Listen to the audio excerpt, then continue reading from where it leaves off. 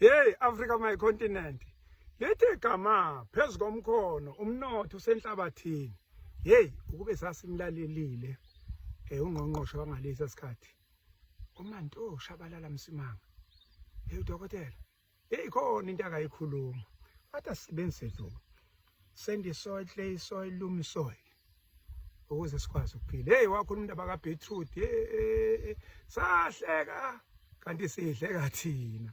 Nansi into back to square one. I think cha bakithi ngisekhaya la iyo le ndawo le umuntu ayilimayo.